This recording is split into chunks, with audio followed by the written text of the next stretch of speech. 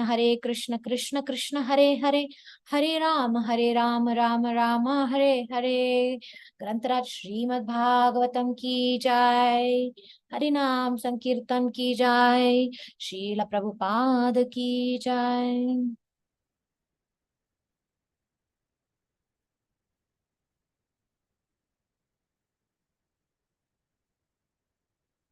This is where we stopped.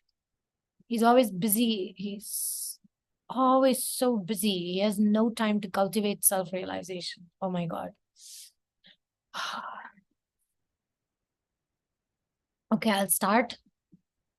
He's always so busy. He has no time. By the way, he or she has no time to cultivate self-realization.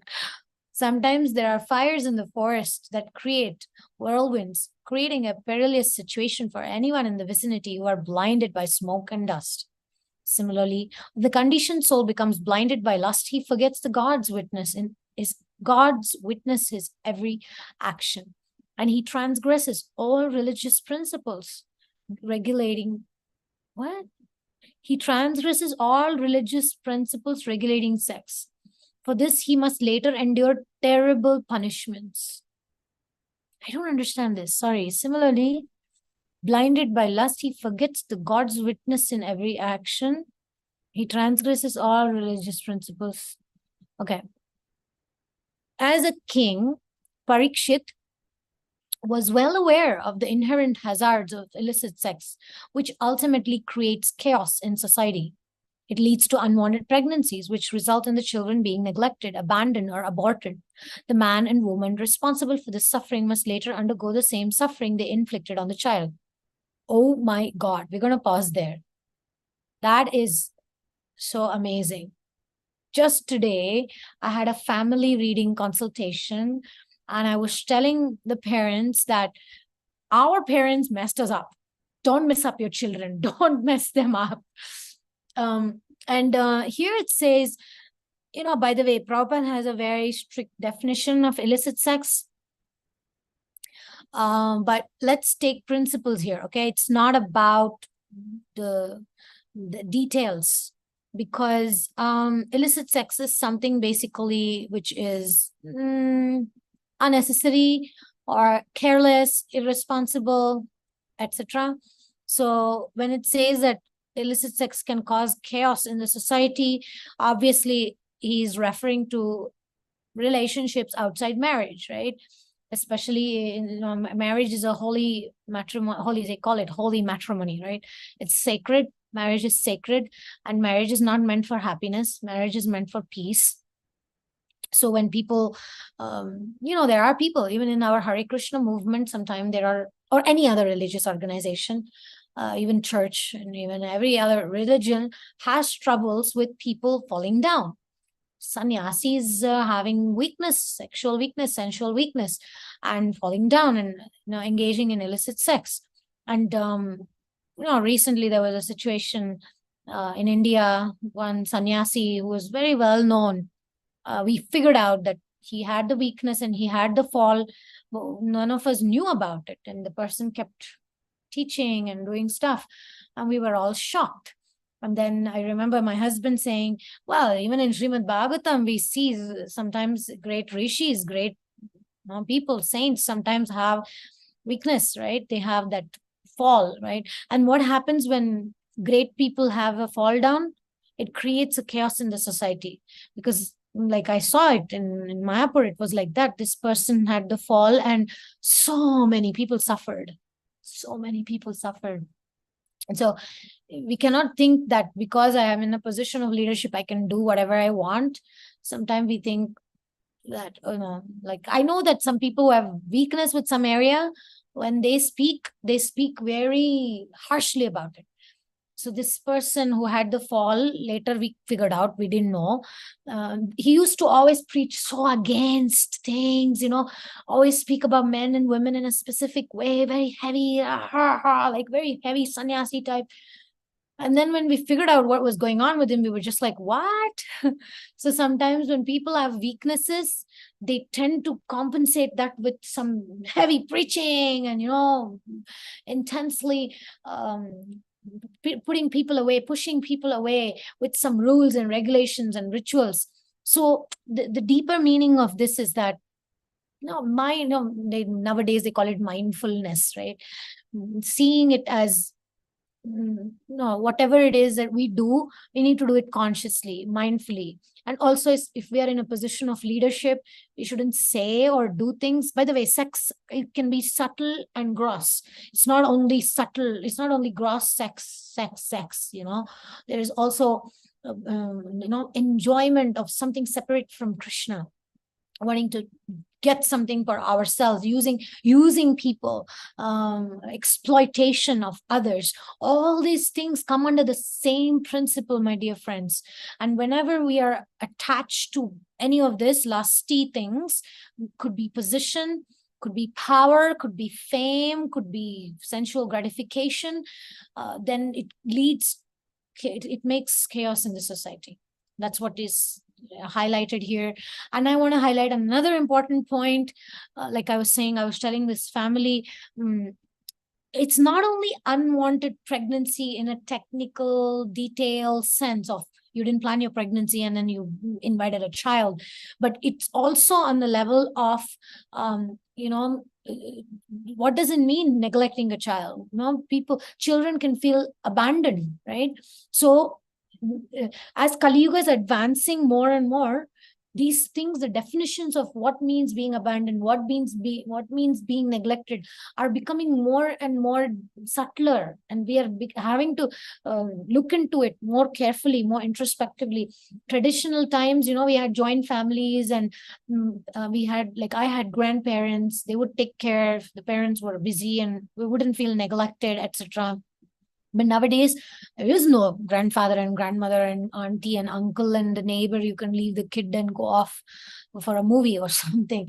Nowadays, these things are so complicated, and all these issues that we could do on our kids, all these problems we could give to the kids by fighting at home or neglecting their needs, not putting them as priority, all these things can have very long-lasting effects on the psyche and the psychology of the children. So they, and this point I hate to say, but we have to bring it up. Sometimes I wonder, why did my parents sometimes neglect me? And I know the answer as an astrologer, that I clearly neglected my family life in my previous life, and I was prematurely running after renunciation. So in this life, I have to experience not having that thing that I rejected, and that thing that I went away from. So when Prabhupada is saying the man and woman responsible for the suffering must later undergo the same suffering they inflicted on the child, I didn't neglect any child this life, but I neglected my children in my previous life. So this life, I don't have children. I mean, I'm just kind of doing a personal revelation here, but this is law of nature. That's law of nature. We go through something in order to experience the value of it, and not easy. Okay, that was like a whole class. I'm sorry. Any comments, any additions, questions? Oh, my video is on.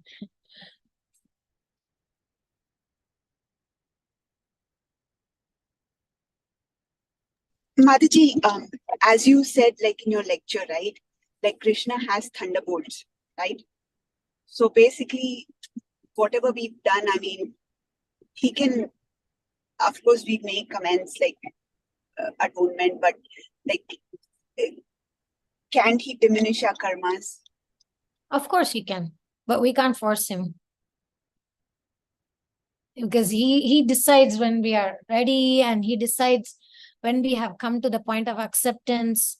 For example, certain prarabdha karma, like even like I was giving example, I know so many of my friends, and they are so desperate to have children, okay? And I see in their chart that different stories, okay? There are different stories in the palms of our hand. We can see the stories, like we can see previous lives through the fingerprints. So we can actually go back and see, like in some of my friends' charts, they're so desperate to have children. They really, really, really, really wanted, they couldn't. And then one of my friends, she did so many abortions. She killed the baby so many times in the womb. And so, like, this time, it's just, she appears pregnant, but it's just not going through, like so much pain, so much suffering. And then, like that, so many stories are there. And some people, it's more like you may say, this person may go and apologize to Krishna and say, I'm sorry, I really should not have done it. And so please give me a child, right? That's usually what we want. So like, forgive it so I can have what I want, right? That's usually the deal that we want to have with Krishna. But the thing is, I mean, there are different situations, right? I have a friend, one friend that's really trying so hard. She really, really, really wants a child, so much that, that emotional need is so strong in her.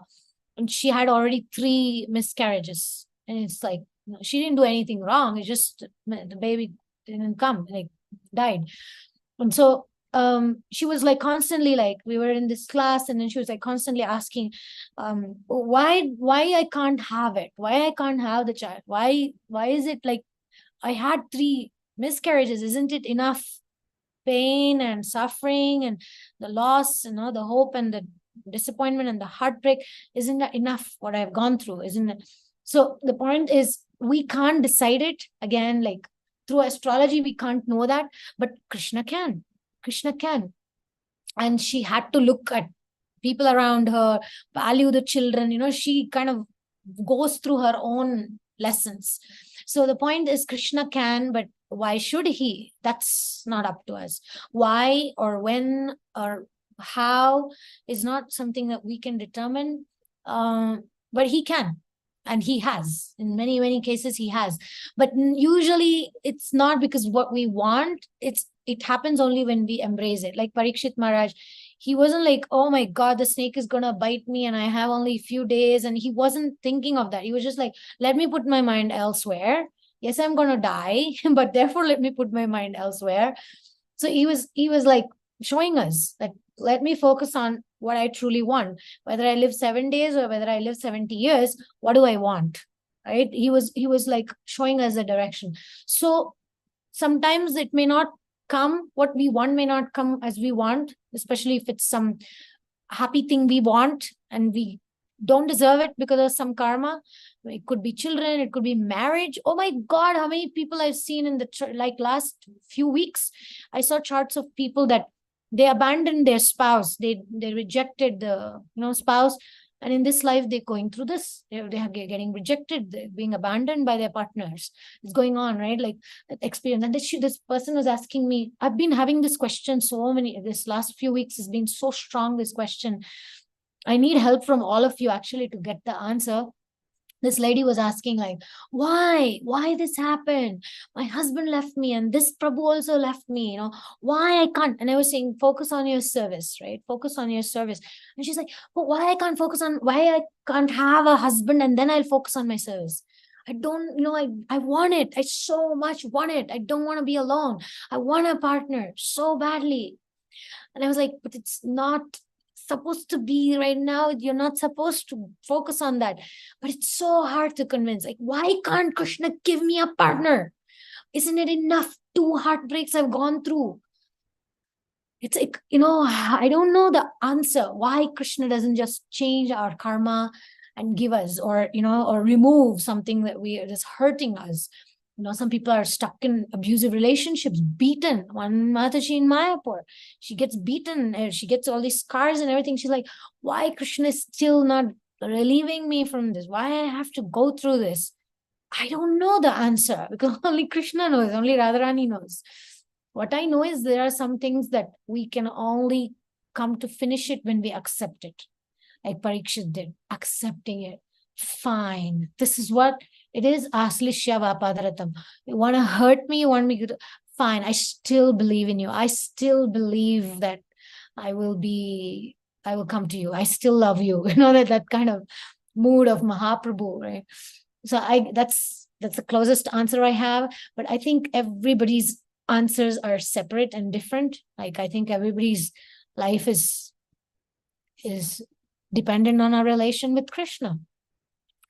It's hard, suffering is something I found to be most difficult to find answers. Why the suffering? Why this way? Why not the other way? Why not something else? Like that. Madhaji, for me, I don't think like it's why. I understand. Like it is me. It's not somebody else. It's my karmas, right?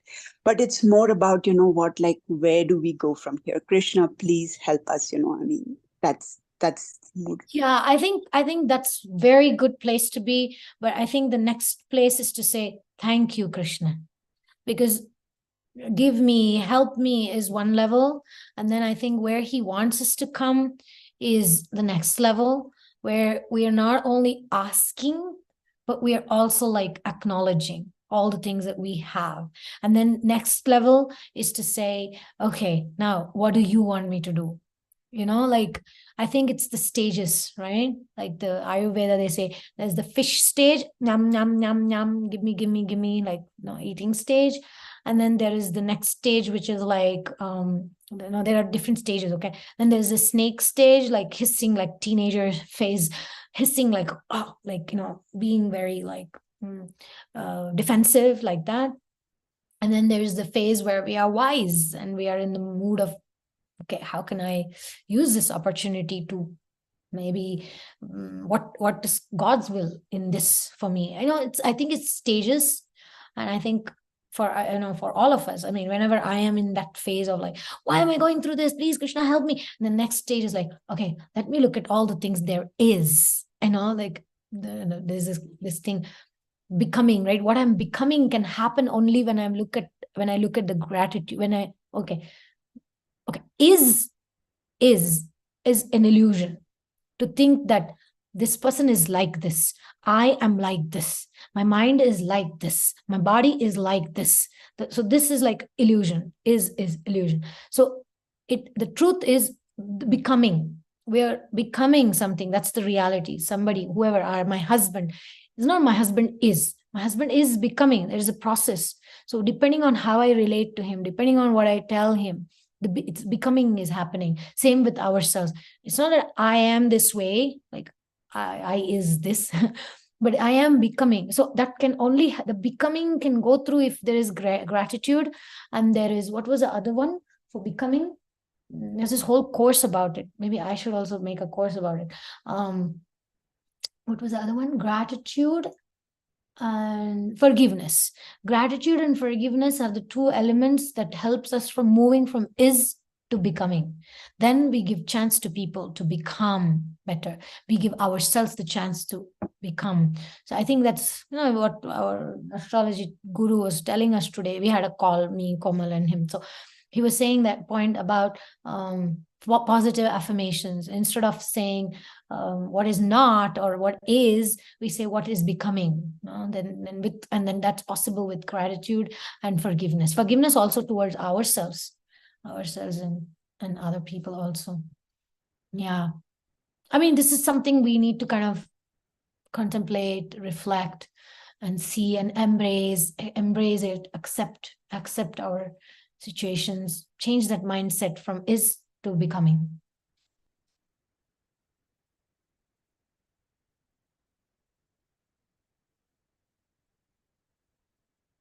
Okay, let's see. What is the time? Yeah, we can read a little more. Komal, would you like to read a little bit? I stopped it. Yes, ma'am. Where did I stop? I stopped here. The king shook his head. The king shook his head sadly. Does the conditioned soul never apprehend his precarious situation? Sukadev said, oh yes. Sometimes he sees how futile his attempts to be happy are, and how all his efforts simply result in misery. But because of his strong identification with the material body, he soon forgets and again pursues the mirage of worldly pleasure. As mentioned earlier, the harsh words of his enemies or government men always afflict him, which Bharata compared to the sounds of crickets and owls in a forest. The conditioned soul sometimes enjoys thanks to his past pious activities, but after exhausting his good karma, he seeks help from wealthy men who are like the living dead. Seeing the king's puzzled expression, Sukadev said, "The living dead are those who do not know how to achieve happiness either in this life or the next. They are compared to poisonous creepers, trees, or wells because their misuse of wealth brings nothing but misery. Only by using wealth in Krishna's service can it bring happiness." Parikshit said, "Does the poor conditioned soul never give up his hopes for worldly happiness despite so many disappointments?" Sukadev said, "He just keeps trying. In frustration, he seeks material benefits by turning to cheating gurus and sadhus for cheap blessings. This is like seeking relief from unbearable heat by diving into a shallow river. You simply break your neck. There are so many cheaters who manufacture their own way of so called spiritual realization. They use their mystic powers to befuddle people, magically producing gold and other things, and fools revere them. This type of cheating will become increasingly prominent in the age of Kali. Unfortunately, the misguided conditioned soul does not know how to identify the true guru. What then is the characteristic of a genuine guru? He should relieve his disciple from the bodily concept of life, just like Bharata did for Rahugana. He thus frees his disciple from the miseries and struggles of material existence.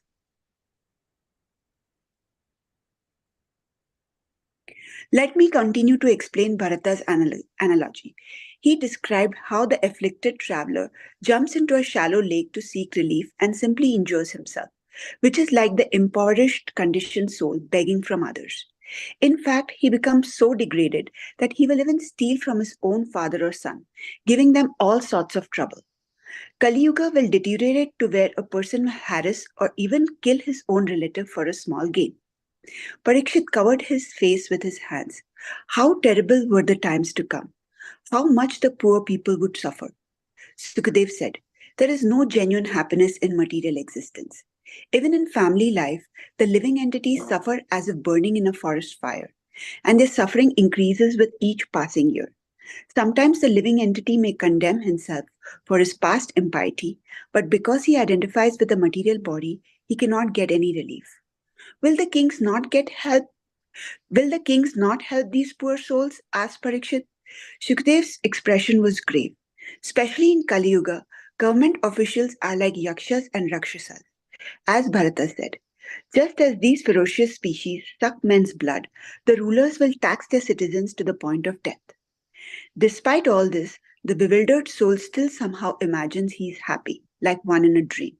For example, sometimes he imagines a parent or grandparent has been reborn as his child or grandchild. Finding happiness in material life is hard, like climbing a. Maybe we can pause here. Can you go back the previous page?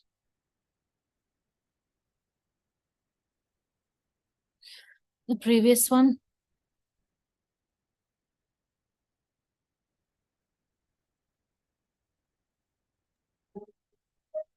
This page is the previous Mataji.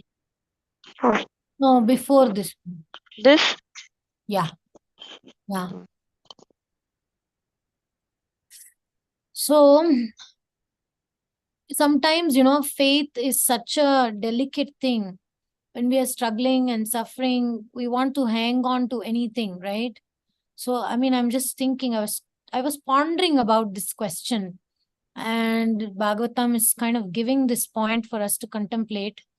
There are times where we may need help, right, from maybe doctors, maybe some healing people, etc. But here, Shukdev Goswami is kind of putting a mirror to our face. Sometimes in frustration, we seek material benefits by turning to cheating gurus and sadhus for cheap blessings. So I was just thinking, we have to be careful to not judge who is cheating guru and who is who, like, sometimes we condemn demigod worship. We may condemn some other gurus or whatever, healers or etc. So we must be careful to not do it in tamas guna and rajas guna, thinking we are better, we have better faith, these people are nonsense. That can be dangerous. At the same time, Shukdev Goswami is definitely challenging our faith of the weak faith, that we may put it anywhere. And this point that it says, it's like seeking relief from unbearable heat by diving into a shallow river. You simply break your neck. And I mean, that's like a very heavy statement. That's like, wow. So I'm thinking of another analogy of what was that? Hmm.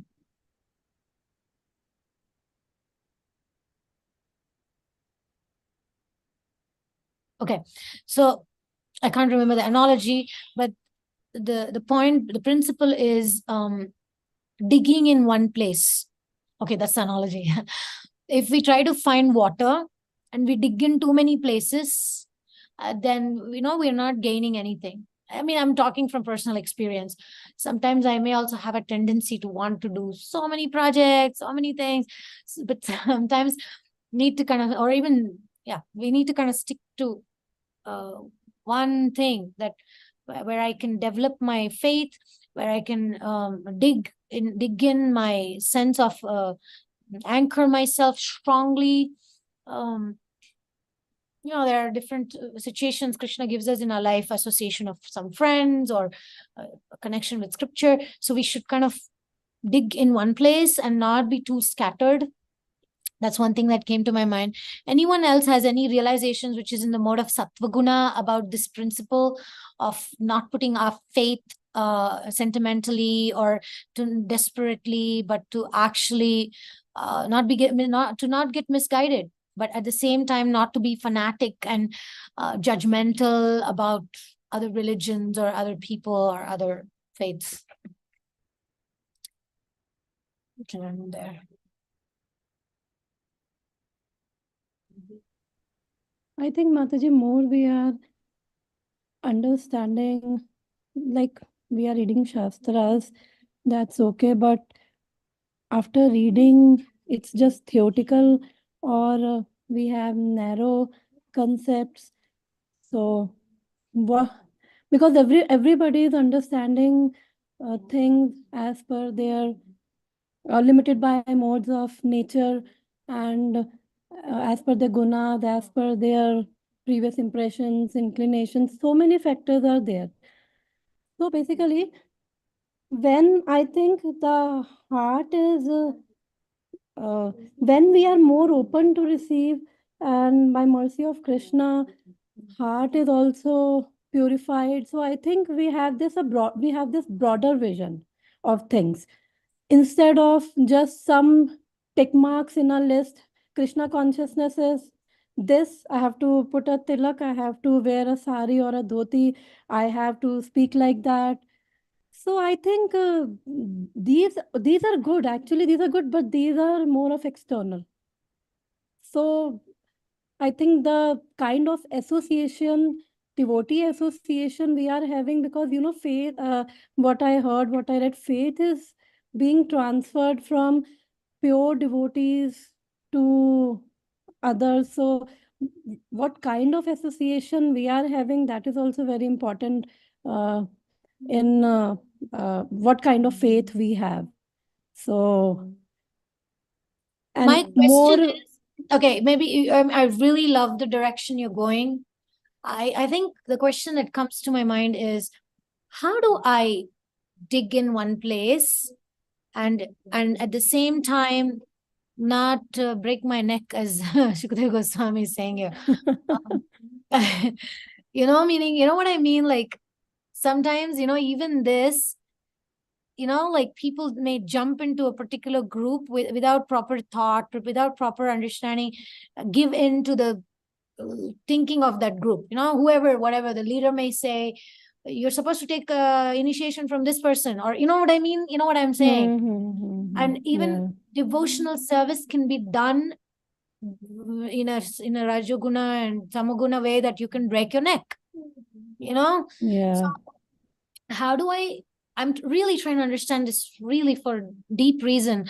How do I invest my energies in one place, in one line of whatever thing, at the same time not be shallow and break my neck there.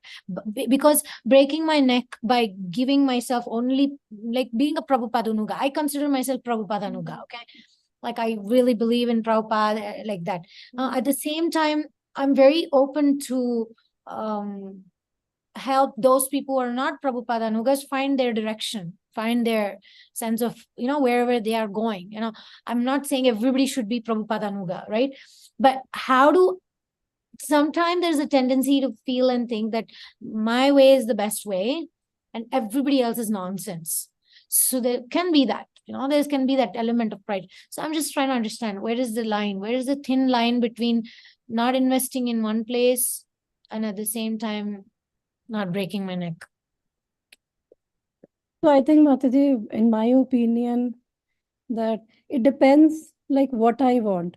Because if I, like you were telling that somebody thinks my way is the best way. So if I want, and that person is kind of dominating, and if I want the same position, power, so I will be attracted to him. So it's just what I want. So like so if I really don't want to real Krishna consciousness, then the superficial things will attract me, and I'll go in that direction, and I'll be attracted to those kind of mentalities.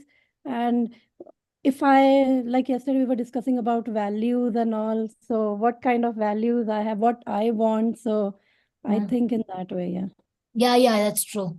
What do you want is very much a question. Yeah. Just want to add that with attention goes, energy flows. Yes. See, I just learned the three God. A's. That's it. Attention. That's the theme of today, Komal. Where attention goes, energy flows.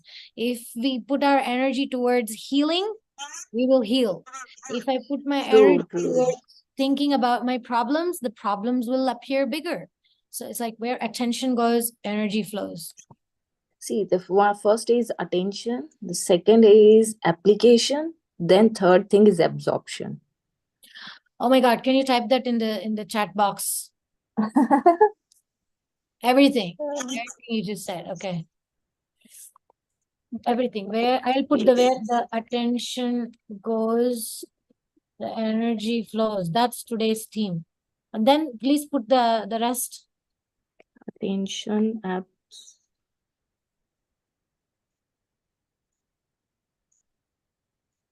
That makes sense about attention too. Like I'm thinking Krishna consciousness, like Neha and Nityakishori was saying, Krishna consciousness is so broad. And if I understand it correctly, I won't break my neck. If I understand it correctly in the right association, I won't break my neck.